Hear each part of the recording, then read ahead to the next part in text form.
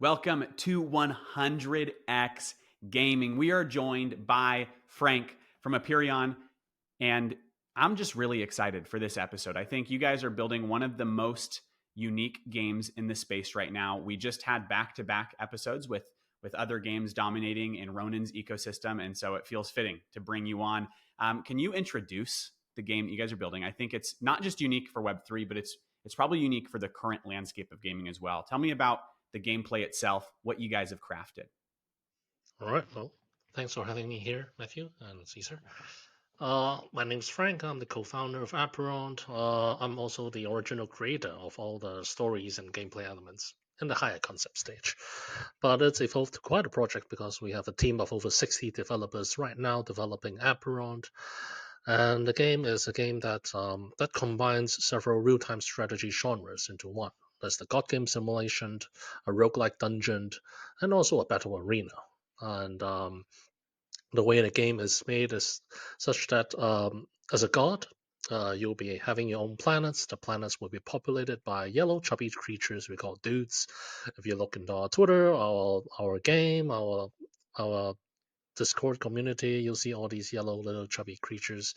They're rather dumb but cute, and they are your citizens. As a god, it's your job to take care of them.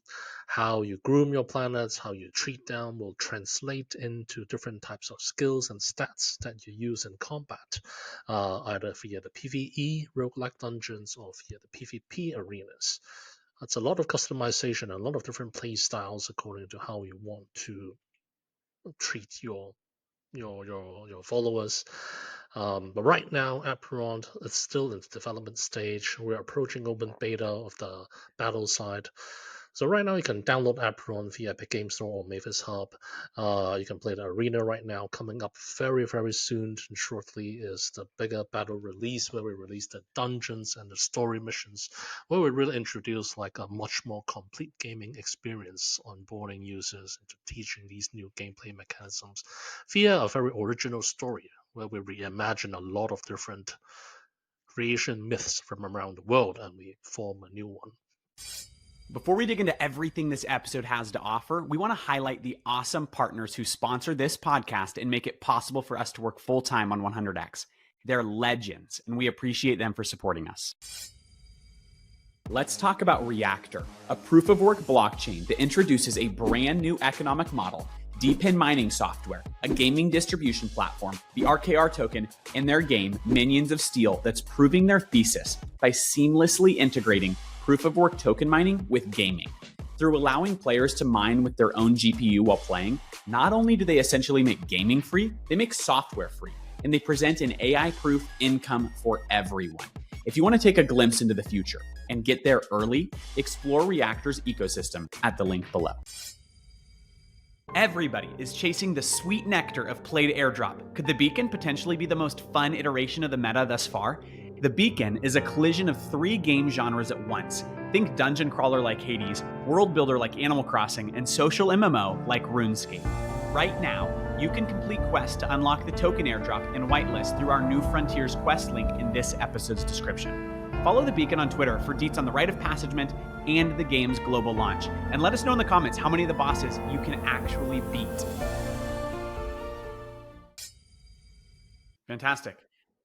Yeah, I think I love that you just said specifically that a lot of the higher concepts you've crafted yourself. I don't talk to a lot of founders who are actually building out the lore of the universe of the game themselves. Usually you've got like a lore master, and it's rarely the founder.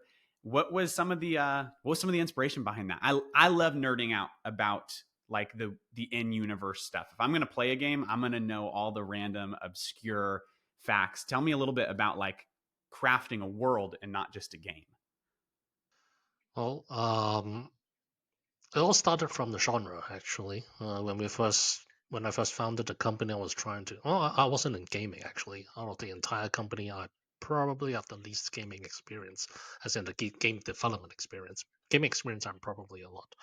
But when we were trying to find a genre that's unique, because gaming is very competitive. There's almost 5,000 games published per month, and so in order to really stand out, we are trying to create a very unique genre. And when we were trying to identify a genre, one of the games I played the most when I was young was Black and White, Populous.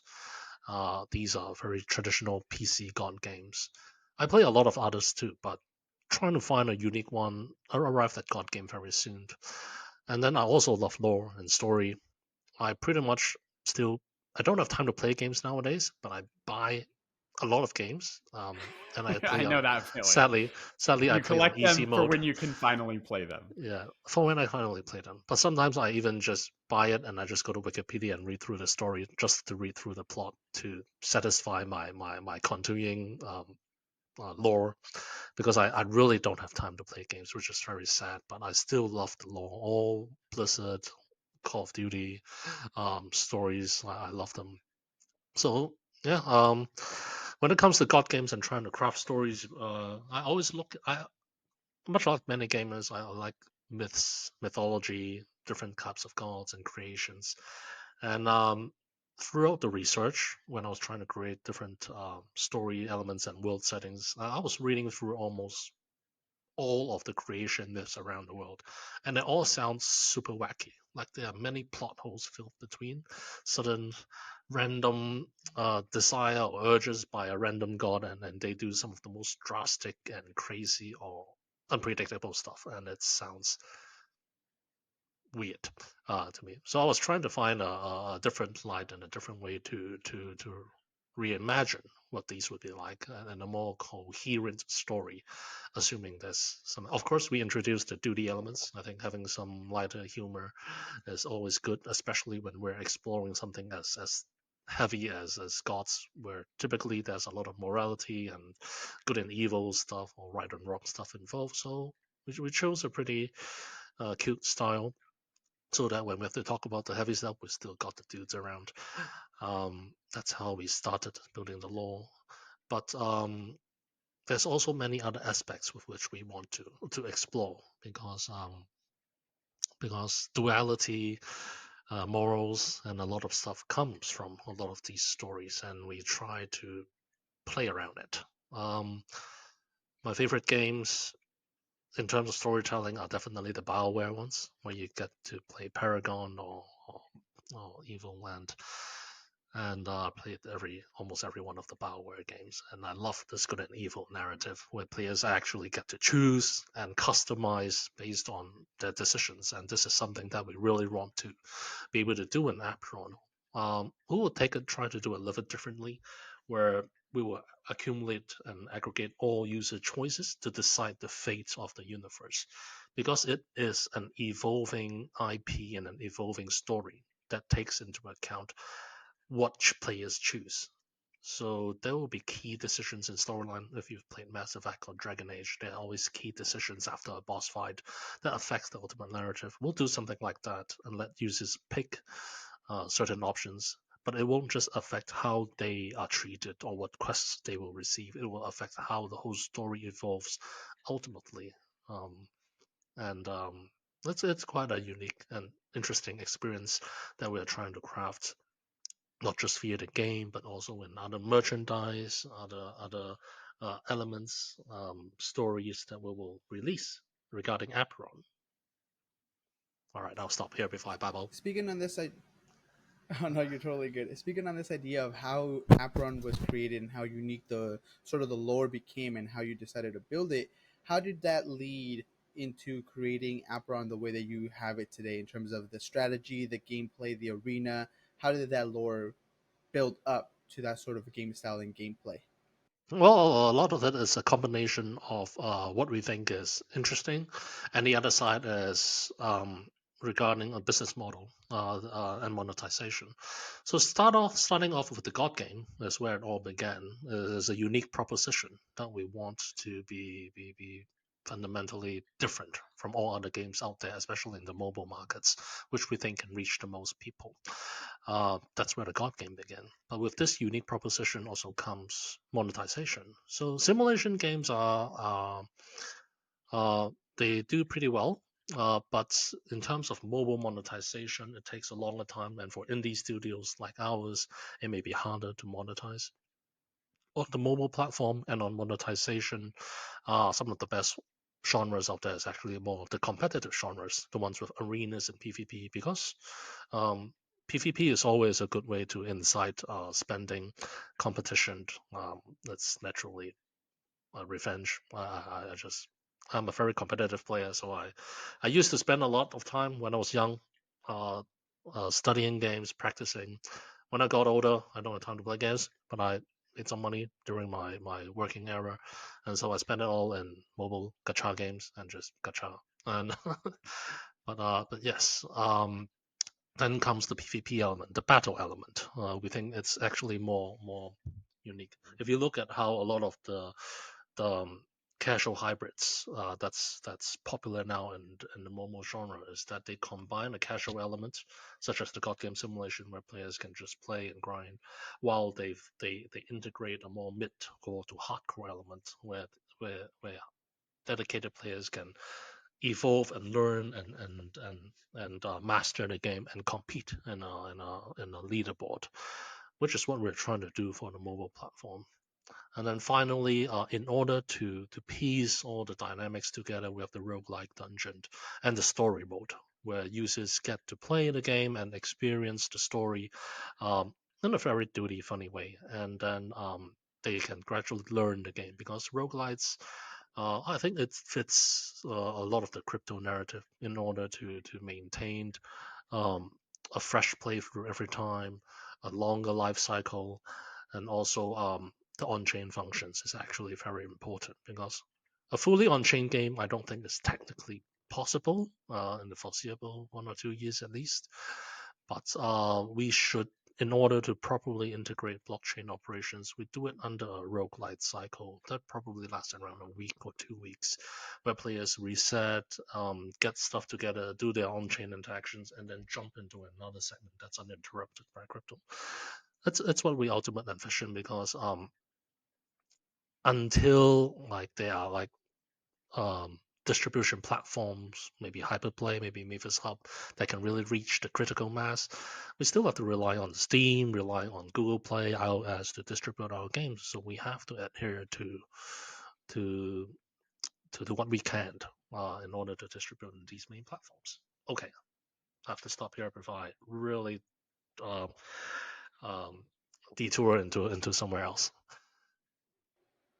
No, I like it. I mean, I can tell that you're really excited to talk about a lot of the aspects of your game. And I will have to agree. I think we are starting to see, especially in the new gaming landscape, the sort of genre mixing to really try to cater to a different or wider variety of games. I think you really hit it on the nail that a lot of games are really now trying to cater some aspects of like a more casual gamer that are just going to check in, try to have fun, build something more casual and fun, and then also adhere to people who want to be more competitive, actually want to get there and fight that PvP style. And I think Apeiron is also trying to hit that on the nail. And I mean, if you guys add any sort of gotcha elements, you guys already have me hooked. I'm just like you. I have gotten into many gotcha games all across the world. They just tell me, hey, you can roll and get some skins or get some new characters, and I'm in there. So you definitely have me hooked if you have any sort of gotcha elements. We certainly do. Well said. I am curious. You've been talking about the fact that like you guys are not just blending like ideologies. Part of the lore came from, hey, there's all of these crazy, wild creation myths strewn across humanity. What can we do if we like play around with that? But at the same time, hey, here's a bunch of different genres that have succeeded at different points in times. Now let's mix these together and see if we can create something unique. With you guys having essentially a conglomerate of genres at the same time, what does an average play session look like? Like if I'm going to sit down and play your game, what does that generally look like? So for the daily users and grinders, especially when season 3 comes out, we expect it to be around 30 minutes, much like many mobile games. 20 to 30 minutes would be like a proper session where you go through one run through of a dungeon. Or if you go to the arenas, it's best out of 3 rounds. One round usually typically takes around 5 minutes. So it's around the time that you can play through in one mobile gaming seating, which is typically ranging from 2 to 5 minutes. Is actually like one round. It's more of a bite-sized content. But yeah, if you really want to sit there, do the dailies, there's a battle pass that's coming up to guide users playing different types. It takes around 30 minutes to 1 hour per day, but each seating, it can range between 5 minutes to up to 30 minutes, I'd say. How long do those? So like a PvP match is pretty quick. How long does, because you've teased as season 3 drops, the PvE dungeons are coming out, and so Mhm. what does an average dungeon run through? Is that a 5 minute dungeon? Is that a half-hour dungeon? Is that It would based on be the difficulty setting? we try to. There are 3 difficulty settings, but assuming that you're playing at the difficulty that you can handle, we expect the whole one dungeon run to be around 30 minutes. And Cool. So as but long as Caesar's playing on easy, he'll be able to get through it in half an hour. all right. I think you got that one flipped there, Well, buddy. I As he don't know. just had to coach me through another game's dungeon last week that we made a video about. So there's a good chance I might be yeah. getting coached through some of your dungeons on a hard difficulty when that drops. When do the season 3 dungeons, when does that come out? We expect our asset holders to be testing this towards the end of this month, and officially on Mavis Hub and Epic Games Store, it will be released in next month. Cool. Sweet.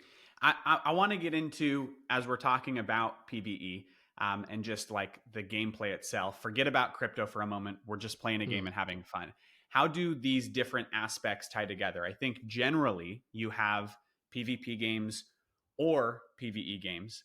And when you create essentially 2 different formats, you've got 2 different player bases. I think obviously, like if I'm really devoted to a game, I'll play both modes. But I feel like most of the time you get someone that really wants to play PvE games, or you get the competitive player that wants to play PvP. How is this world intended to tie together ecosystem wise inside of the game? So ultimately, Apeiron has also the God game, but right now, if we just strictly talk about the 2 battle sides, it caters to sort of like more of the grinders and and the other side with the competitive players. Right now, because only the arena is available, it's actually extremely competitive. The top players, a lot of them coming from Maxi, and the rest of them are from Epic Games Store, like Dota, League players. They really love the competition aspect because the depth and the skill ceiling is actually very high, and there's a lot of skill expression that we designed into the game. But for more of the daily users, especially Web3 users who are more accustomed to more simple and hyper casual games, it is a tougher for them to get on board.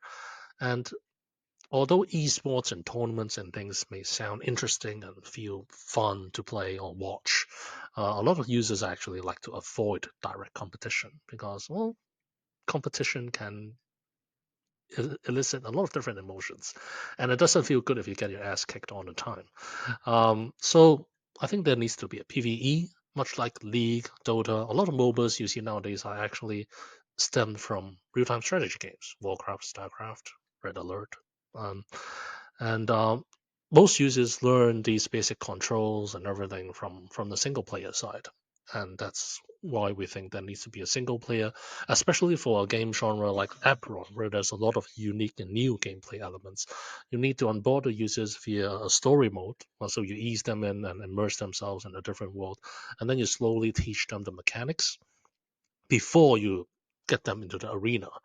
So that's the whole purpose of the PvE dungeon and the story campaigns that we're implementing. Sadly, though, in game development, a lot of times tutorials and these um, early stage gameplay should be fit like towards the end of the development. We cannot create the tutorial first and then the balance dungeons because otherwise we will constantly be going back to change the tutorial. So that's why it's coming a little late now, but it's coming. But the main thing that I would want to talk about is so what does a player do? So if you're a player that will like PvE, you go to the dungeons, that's actually where you recruit different types of apostles. Sort of like catching Pokemons. In the roguelike dungeon, the harder difficulty and the deeper you go into dungeons, the higher chance that you reach and meet a more powerful apostle, like a more powerful Pokemon. Of course, the skills that it carries are randomly generated, so you have to play through several times or even a lot of times in order to meet the right mixture and combine and level them up. These apostles are what you bring along in battle together with your main avatar that you control directly. So in order to form your team, you need a very good group of apostles, and it will take time to grind all these apostles. And Would you like to grind it yourself or buy it off the marketplace and jump straight to the arena? It's up to the user's choice. If you've played gacha games, you can grind single player dungeons all you want, and it probably only takes time in order to get your ideal team. But if you want to fight up the leaderboards, you have to really specialize and cater. And more often than not, you'll probably end up buying or gacha trying to get the ideal combination or mix of characters. That's where the two worlds meet. You got the PvE, the grinders going into the dungeons. There's some token rewards over there, but mainly it's NFTs. But those who know how to grind and combine the NFTs, if you look into our marketplace, the apostles, the floor may be very low, like $2 to $5, but all the fireable ones, they range to 100 to 200 US dollars easy. And if you know the game, you can really get in and get these apostles probably on a 2 to 3 on a weekly basis, and you can sell them to these top competitors who always need to customize their deck in different forms. I think that's really how it works in the beginning, at least in the battle mode right now. But then also there's an easy mode for those who want to grind through the story, experience the game, get some tokens along the way. They can always play this. There's also other venues of earnings if they want to participate, either just by playing the game or by joining the community and helping us farm some engagement, create some content. There's something for everyone over here. A bit ambitious on our side, but I hope we can cater to more and different types of users. Yeah, that totally makes sense. I think having that PvP or the PvE leading up to becoming a PvP player, I think is really awesome because when I first tried the game, I was one of those people that was really lost. I was battling against spots in those early sort of ranks, and I was like, "Oh man, this is easy. I'm gonna be crushing this." And then I couldn't even make it out of Iron by myself. I actually had to get some coaching from Logic, and he took an hour to really teach me the mechanics. He walked me through how to build my, take my planet and actually choose the right things to actually be able to make myself strong and how to play the game. And after that, I was able to get to gold, and then I got stuck again. But the whole idea of like, hey, now you're actually going to have PVE, be able to walk you through the mechanics, show you exactly how everything works ahead of being thrown into that PvP. I think is going to really allow for a wider range of people to get introduced to the game and be able to build up to that sort of idea of becoming a PvP player. Add to that the fact that they're going to be getting apostles throughout the way as they go through these dungeons. I think brings a really rewarding experience to anyone who's trying the game for the first time. And you're right, I did see that myself as I was looking through the market and I was like, hey, maybe I can get some of these to help me level up my game instead of having to wait every re-roll every day and hope that my gacha is good and that my rolls are good. And yeah, you really saw the disparity between some of the lower end ones that I'm like, oh man, $5 isn't that bad, and then some that range to a couple $100, which I imagine were the ones that really I needed to get to the higher ranks. So yeah, I think that's really awesome to see how all that's going to come sort of unfolding as he has released PVE in the coming future. Well, take it this way. If you manage to get all the way to gold, then you've probably took a very quick masterclass in Apeiron. And once the PvE and everything comes in, you can breeze through all of them pretty quickly because you already went through the lion's den and you survived. Yeah, I hope so. I hope so. We'll see. Cool. I dig that. I had a question here, just on the front of the dungeon. So obviously you mentioned the way that like, hey, if I go grind these dungeons as a PvE player, I can earn apostles that other players that are high end in the PvP, maybe they just want to skip. They don't want to take the time to earn these. And then I can flip those. What does the like earning mechanic look like inside of the dungeons? If I'm gonna maybe not just on easy, if I'm great at the PvE dungeons, I'm playing on hard, what am I trying to earn? There are two things that you can earn in the dungeons. So one mainly is the Apostle NFTs. You're trying to grind for the higher IV, which is similar to Pokemon. The higher the IV, the internal value, the better innate and passive stats it has. Dude, I totally thought that was LV. The whole time I thought that was for level. I've Did heard not that before. know that was internal value. Yeah, I probably have to make the dot more transparent and talk to the UI team about that. But yeah, so you want to go for the high IV ones. It's pretty much directly translated from Pokemon's. And then on the other side, there's from the old days we have this thing called booty hour. It's actually a little similar to what Big Time is like in terms of their hourglass. As long as you have booty hour on, there's a special time. You have extra drop rates, and there's a chance that you can drop tokens. So even if you're on the PvE side, you can get something. But fundamentally, what's different regarding Apeiron and other Web3 games is that I would try to go for more of a win to earn narrative and a reward for those who put it in instead of like a really casual play to earn narrative. I think it's good and powerful if you have that amass an amount of users to generate the revenue and income or the tokens, but ultimately I think sustainability and long term and the economy in order to sustain can't just allow all grinders and players to just keep grinding tokens. Yeah. So those who really could earn and earn efficiently, of course, are those who are playing very competitively or they specialize very dedicatedly into the dungeons. If you look into the Apeiron planets and apostle skills, they are actually a huge array of skills. Right now, a lot of people are focusing on the skills that's beneficial in the PvP leaderboards. But as you go deeper into the dungeons, there are specific builds that can be very efficient. How many times can you really run through the dungeon?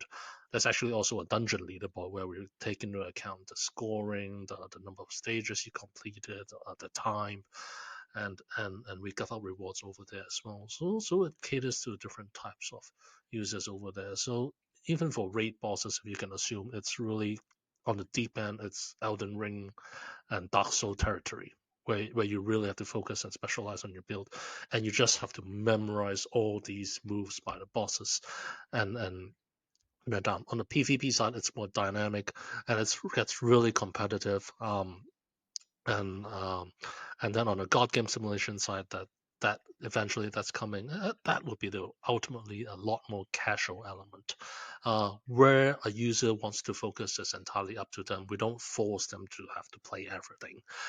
They would have to play a little bit of something, but mainly where they want to focus, they can go there, because that's the vision of everyone is to have the casual gamers, the dungeon seekers, and then the PvP arena player playing their different types of gameplay, and then they will generate different types of resources. But as a community, as a guild, which we will have guild gameplay later, they are supposed to come together and share these resources or trade these resources in order to achieve a higher guild um, leaderboard and ranking. That's how it's all supposed to come together. But one step at a time. Yeah, totally. And I think anyone hearing this episode so far and hearing how the whole ecosystem will work from the dungeons to the PvP to sort of the more casual play style, I think really can understand why blockchain brings value to Eperon and how the blockchain elements fit into it, from getting the NFTs, the token rewards, and everything like that. But I think the question that a lot of people may have is why Ronin? I think we've had at some of the Ronin's games that we've heard of different perspectives from Han Tao and Luke about why Ronin is a good place for games to build, and why people are so excited about everything that gets built on Ronin. But Frank, for you guys, for your game, why did you guys choose Ronin? Were you guys always with the idea of Ronin being the right place for the game, or did they sort of convince you guys with something that really showed you guys the power or the value that Ronin could bring? So it comes in pre-Ronin and mid due diligence process and post-Ronin. I will separate into three phases. Pre-Ronin, we were on Polygon, but of course we were trying to find. We always view chains as more of sort of like picking which console we're trying to develop on. Are we going actually which platform we're developing on? We're developing on the console, Xbox, PlayStation, mobile, or PC. Creating a crypto game also on top of selecting that platform, we also have to select the chain, because the chain itself offers us an existing audience and also a lot of marketing efforts, sort of like a publisher. So we want to find the right one. There were a lack of support from the previous chain. But to be frank, when we were trying to identify, we look back at our game. A lot of our blockchain elements, which came in only 2.5 years ago, 3 years now, a lot of it is borrowed from Axie Infinity, even the tokenomics, the breeding element, because we think Axie really actually proved a successful token NFT model by integrating NFT breeding with tokens. It gives value to the NFT and also usage for the tokens. We think it's great. Of course, there's a lot of tweaks here and there and supply management that we think could be improved. That's what we're working with the Axie team now. But looking at the game, the breeding element, the competitiveness, we think we share a lot of similar gameplay strategies and styles with Axie. So the decision before everything was made during the bear market. And being the pessimist I am, I didn't know how long the bear may last. So from a survival mode, I was thinking, so where can I find the most gaming audience in Web3 um, that will like Apeiron? That would be Axie Infinity. So we were wanting to build on Ronin from day one, but they weren't opening up the publisher back then. And that's where we seek Ronin out, and then we talked and everything. And then we go to the second stage where we met the team. The team is very professional. I still remember day one talk with Alex. They clearly understand the role of the chain as a publisher, as a helper, and the thing that really impressed us, like me and the other co-founders, is that like as a publisher, like it's similar to an investor. Like if you are doing things right, we don't interfere, and we shouldn't interfere. We are here to guide and support those that go past the due diligence and everything, and it really synced up with what we envisioned a chain and publisher should be. And then as we entered the due diligence phase, is what I said in some previous spaces and AMAs, is that I really like them because they're very picky. Like we've raised a lot of money. We probably are, if we calculate from a single game raise, Apeiron probably raised one of the most monies in the space. We raised close to 17.3 million from this pre-seed and seed round. But none of our VC investors do as much due diligence as just the Ronin crowds. They really look into the gameplay, its viability, how unique the genre is. Is it profitable? Is it a market segment that can help Ronin, and also they can help us? They do a lot of these stuff, and they look into the game design documents, and it's good. I think that is actually proper fundamentals instead of looking at valuation and who's your lead investor. Um, and this is something that really impressed us. And then lastly, once we migrated over, the community, the founders, or the other teams are just magnificent. I've never seen like I've been around space for a year and a half in terms of gaming. I've done countless quest platforms with many different partners in Web3. None of them are as organic and as engaging as the Ronin crowds. They are veterans, they're experienced, and they are really here to help and play. And then the founders, to be honest, I was almost begging the previous chain's co-founders or even management to help support. But this in Ronin crowds, I don't have to even do that. I would just find out that Geo's just bought one of our high rarity planets out of nowhere. I was like, oh my god, if only. And then they just shield it themselves occasionally here and there and be supportive. I mean, that's the sort of partners and investors that one would dream of. To be there for you without you constantly asking and pushing them, and know what advice to give is something that's truly valuable. And so yeah, I'm a big Ronin fan myself right now, and can't be more happy. Like probably one of the best choices I've made ever pivoting into crypto is choosing the Ronin chain. And I'm very happy to stay here and fully develop Apeiron on the Ronin chain, and hopefully can help onboard more users to Ronin. Well said. I think I was not a part of like the Axie move. I think when Axie was at its height, I was just starting to enter crypto. So I came a little bit later than a lot of the guys I'm running around with in crypto now.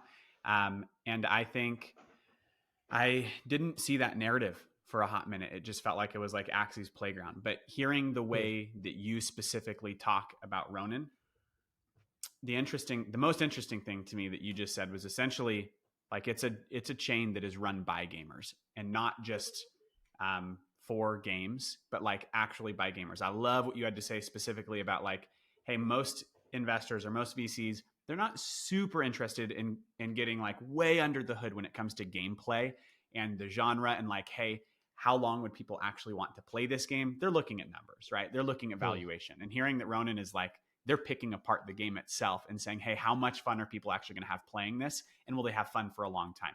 That's pretty sweet. I'm curious. I want to pivot into talking specifically about your guys's like crypto ecosystem. We've talked a lot about the game, and I think we're a gaming show, so I care a lot about like, hey, is this game actually fun?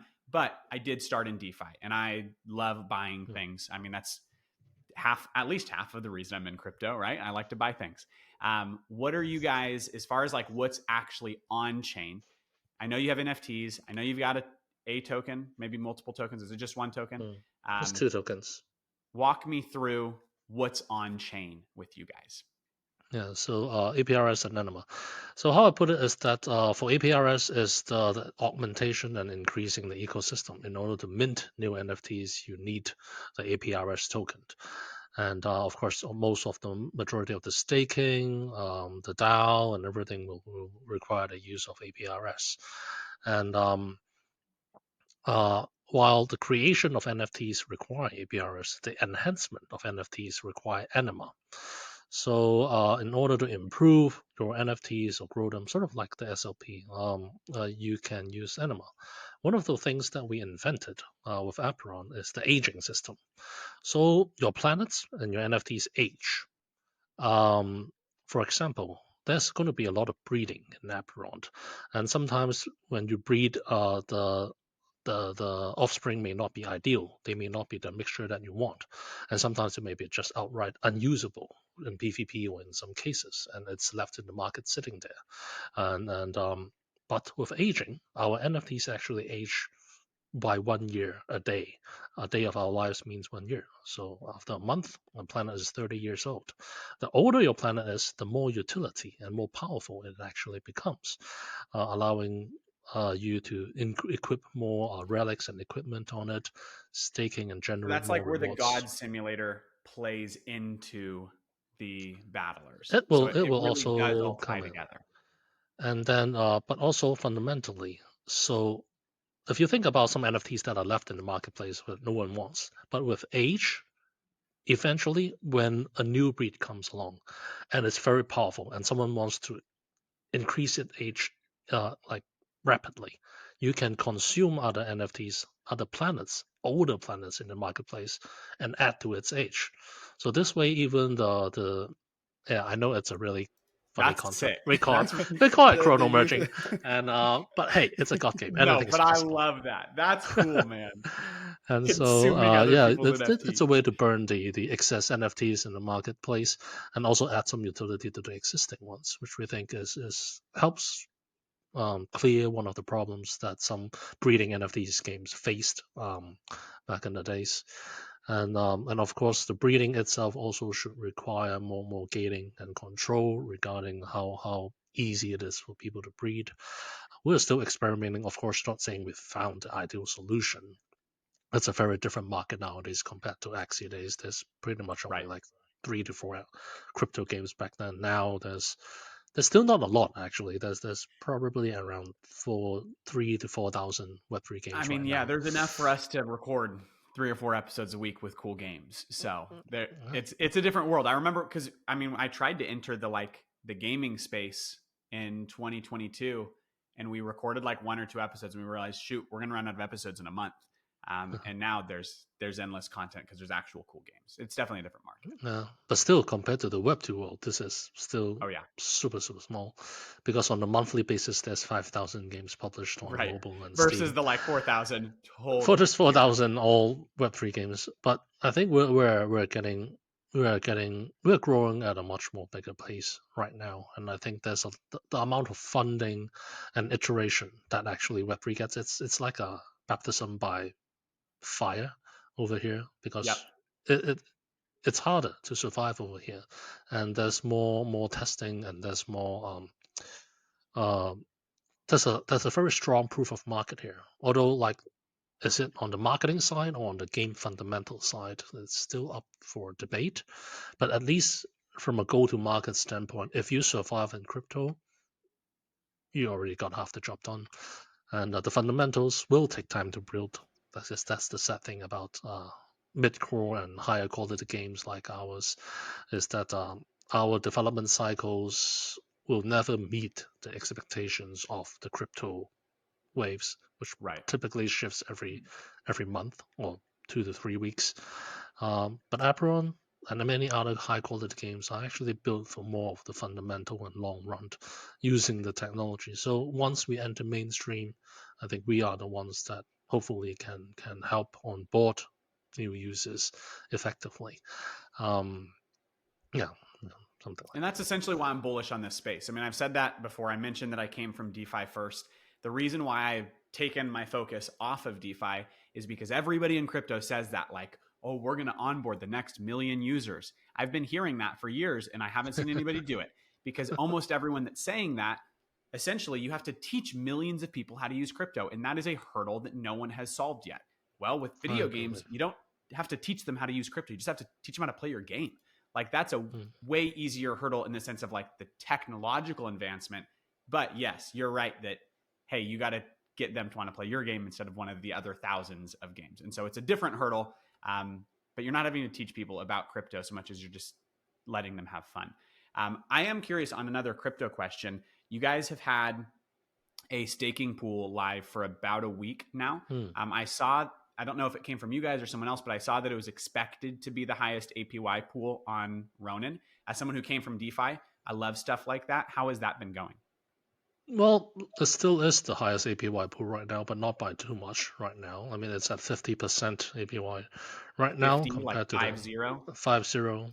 Yeah. And the next one would be 4-0, I would assume. Let's take a look at the APR. Yeah, so we're at top right now at 5-4, 54%. The next bigger pool would be the USTC RON and USTC Pixel pools, which is around 40%. Yeah, And the that's TVL right now should be around 2.5 million, something like that. is that going to be running long term? Are you guys testing that out for 90 days? Is that intended to be a longer term It option? will Like, be where did the a idea longer for term. Okay, cool. Because I was gonna say, where did the idea for like a staking pool come from? Are you trying to bring in those broader DeFi and crypto users and not gamers? Is this just something for the people that are already using your token to mint NFTs? Like, what's the goal of it? Well, it's a bit of both, but mainly it's currently more targeted towards the existing users because the main utility for the tokens right now is breeding. And before the official season 3 and the games come out, so there's not too many utility over there. So we want to create these staking pools and see and gauge how the community reacts. Is it enough to attract the DeFi crowds?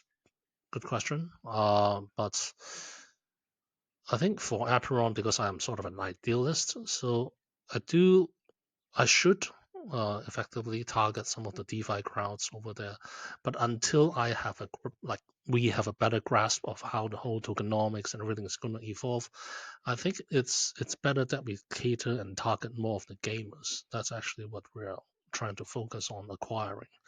DeFi crowds, they are great in terms of coming up on liquidity and everything, but at the same time, they're also short-term users. Um, if we don't have the proper tools in place. So yes, I guess to answer your question, it is more of a testing right now to see how we fare and how it evolves. We will evolve each pool and try to adjust it according to the markets and which segments we're trying to target.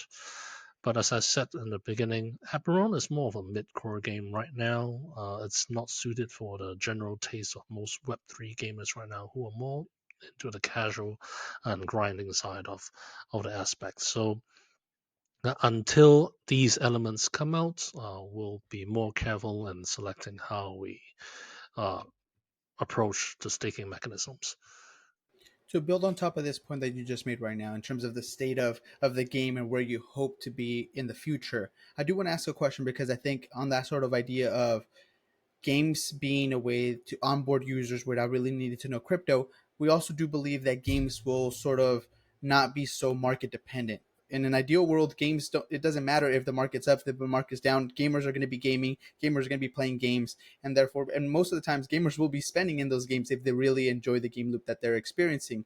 With that idea in mind, what is the game, or what is the spending loop, or the loop that Apeiron is going to have in order to make this a sustainable game where you guys won't be so tied to, oh, is the market down today? Did Bitcoin drop? Is Ethereum? Is everybody feeling like everything's going down in crypto Twitter? What is that going to look like in the ideal world a couple years down the road once you guys have all these elements out? I do agree that games in general are a bit more resilient to markets, but I think ever since the COVID,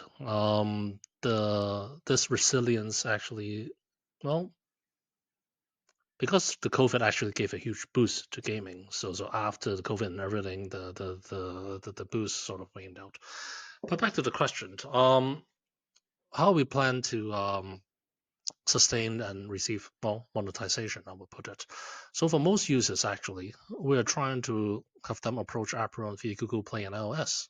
Apeiron actually have a whole onboarding and funnel where users actually don't need wallets or anything crypto in order to play and enjoy the game. You can just use in-app purchases. You can buy a battle pass that gives you a lot of in-game resources. In the future, coming in Q4, there's a scholarship system that's integrated into the Web 2 front, where players, without moving to the marketplace or the website or the dApps, they can utilize NFTs. They can rent NFTs with their in-game tokens and currencies, and utilize some of the NFTs and play. And they can earn. Of course, if they want to claim the rewards, they would have to create the wallets and everything. But there's a whole Web 2 experience that can be explored and enjoy the entirety of Apeiron, and they only have to purchase IAP for that. But of course, ultimately, we do want to funnel them into the Web 3 side of things. And there are two sides of this. First, from the story elements. Onboarding, funneling users is important, but integrating that into a coherent story or to expand upon certain stories they can explore the Web3 side, I think that's a more powerful way to filter users. The other side is more technical, such as Battle Pass. So if you play Clash Royale or Supercell games or many other games out there nowadays, there's the idea of subscription of a Battle Pass on a monthly basis, around $5 for the basics, and then $12 to $20 for like a VIP Battle Pass thingy. So in these Battle Pass, we help users come back and retain them on a daily basis. But in a Web3 game, I think initially we can give them rewards, in-game resources. But after a week, we can give them a free mint item. And if they want to explore and use that free mint item, they can, which hopefully, because it's free, and it just requires them to create a wallet. So it's pretty easy. There will be some story elements tied in there as well to help them immerse themselves should they want to. And then they can start their Web3 journey. Of course, if they perform and they fight better, I mean, the better gamers, if you are into any game, you try to find what's the best way to maximize your resource allocation. What's the best way even to purchase tokens or resources in game. So you can purchase like in-game tokens in that purchase store, but you can also convert our tokens into in-app stores. So much like many Asian mobile games, you can buy gems via the in-app purchases, or you can buy some game cards. The game cards often give you a slightly better advantage, or like 10 to 20% more tokens. That's why these game cards are so successful in Asia. People, especially the higher paying users, always find the best way to efficiently convert these tokens and get resources, and they will find out. And the rest is just the power of crypto and digital ownership, where users will via the word of mouth spread the word, provided the game is fun and there's an earning opportunity. I think it will naturally organic grow over there. But of course, yes, we have to make sure that the game must be fun and appealing to the mainstream audiences right now. That's what we are really trying to do.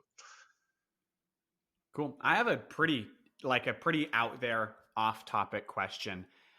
Just because we've been talking kind of in the range of your guys' ecosystem and the token and how you attract new people. What's your take on the current state of the market as far as Web3 gaming goes, or crypto gaming, or whatever you subscribe to. I would say your guys' token is not doing poorly or anything like that. But I would say almost every crypto gaming token has pulled back a bit over the last 3 months or so. Is that a market problem? Is that a gaming problem? Is that not a problem at all? And that's just, hey, that's crypto. We go through little tiny miniature cycles. I'm curious what like your take is on the current state of the gaming market. Well, it was certainly a bit of everything. It's definitely hard to pinpoint and say it's reliant on one. Overall, the market, I think everyone is pretty, especially dive a little deeper, is the overall market, even though the prices are up since December and everything, a lot of fellow project founders, VCs, traders I've talked to are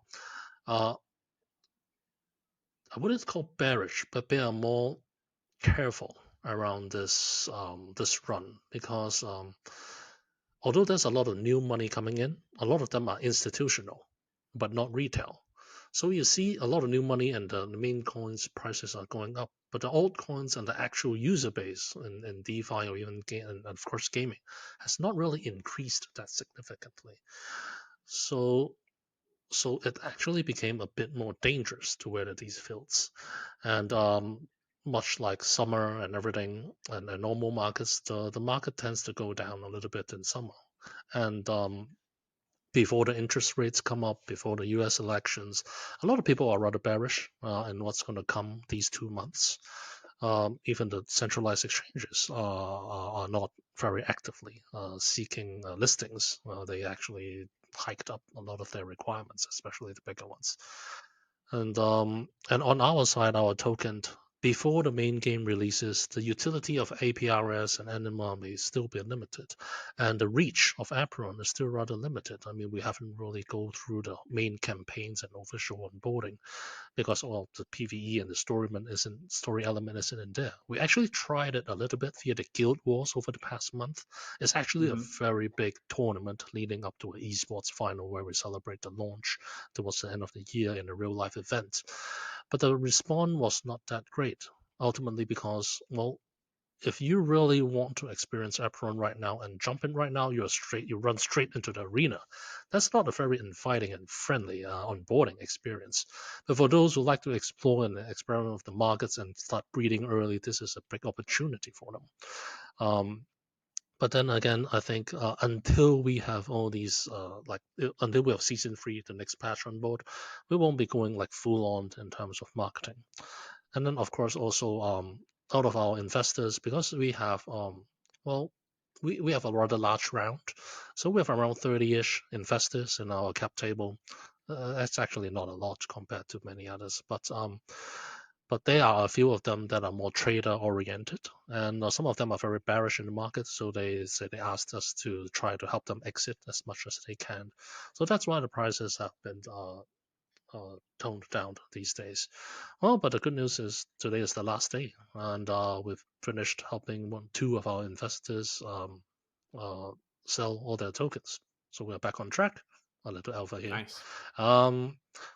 But still, I think during these markets, especially these days, it's more important to build and focus on creating the better product, at least until we can onboard the mainstream users and enter the phase where we can really be resilient towards the markets.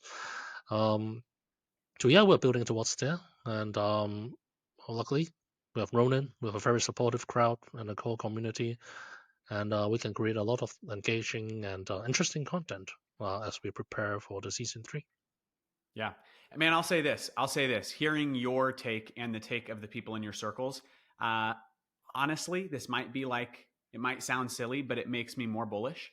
And the reason being, I think about coming from DeFi, not coming from Web3 gaming, where we've got a lot more gamers than maybe buyers and investors over here. I think people freak out as soon as there's like any kind of pullback at all, even when pullbacks are valid. Oh my gosh, it's a bear market. I'm terrified to buy something now. And this is not investment advice at all, by the way. But for me, man, I want to buy the fear. I want to buy I want to pay attention. And I'm not even saying buy the fear is like a phrase for me that like I want to pay extra attention when other people are pulling away. When someone is scared, that's when you want to be clocked in and paying attention. Agreed.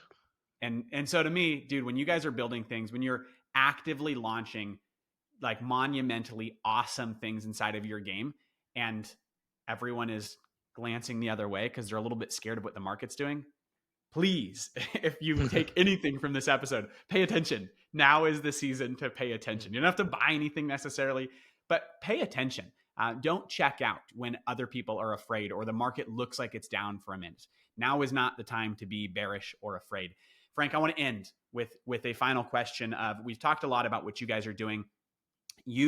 I think the takeaway that I am leaving with this episode, as far as a conversation with you, is it feels like you are maybe a little bit more of a player and a gamer and invested in the world, in the universe, than a lot of founders that I speak to. I think a lot of times and this is not a dig, but a lot of times I think I talk to people that are just solely focused on valuations and they're focused on numbers and they're focused on metrics. And it's fun to talk to somebody who's really, really into the universe behind the game and who's really into the story and who's really into the nitty gritty of the gameplay and how all of this ties together. I am curious, what is it that you guys are working on that you are personally most excited about people experiencing?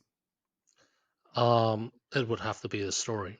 So over the 2 alphas and betas, we've let a lot of users experience the dungeon and the arena. A lot of it is actually the core mechanics of gameplay mechanics of Apeiron. But what really is going to take place in season 3 is the story elements. There's around 3 chapters worth of story with a lot of cutscenes and elements and then unique story elements and a lot of characters that we are going to introduce to the Apeiron lore, and that's something that is very unique and fun, and I really want users to, well, a lot of users probably will press the skip button because those are gamers. But if they have the time, take a look at the lore. It's quite interesting, and more often than not, you may find hints and tips here and there as to what's coming or what unique advantages there can be in the gameplay down the road. That is what I'm most excited about. But other than that, one last thing, Tokyo Game Show. Our whole team and everyone is geared towards this year's Tokyo Game Show. It's because we're from Hong Kong and our team is from Hong Kong, so we're traditionally closer to like games developed in Japan, what's happening over there, anime, Japanese RPGs, all Hong Kong people play it, and then because it's a bit of a mix, so we play all of this, and then we also play a lot of the US PC games. So Apeiron is very much like a mix of these two. And the Tokyo Game Show is one of the biggest game shows, and being able to go there will be a big thing. And we rented a pretty large space in the Tokyo Game Show, and it's going to be a pretty cool event where we really meet the real world. And we will be ready by then with like a much more complete game to showcase that Web3 games are way, way more than what it is nowadays. And the whole team is very confident in being able to present it because our retention rates are very, very high by all standards, and we don't even have daily logins or battle pass in there yet. So we're very excited to build towards that, the launch, the Tokyo Game Show, and finally see and meet the world. Well said, Frank. Man, don't skip anything in season 3. That's the secret. That's the alpha. Pay attention to the story and you might just become better at the game. And if you're anywhere in Asia, get out to the Tokyo Game Show and show Apeiron some love. Man, thank you so much for sitting down with us. This has been a blast. I love picking your brain. I think this has been a phenomenal conversation. If you are listening, you can find links below on where to play the game right now. I think you could listen to us talk about it all day long, but you should go play and see if it's your jam, see how much fun you have. Let us know if you can get past gold, if you're better than Caesar in the arena. We'll see you guys soon on the 100X podcast.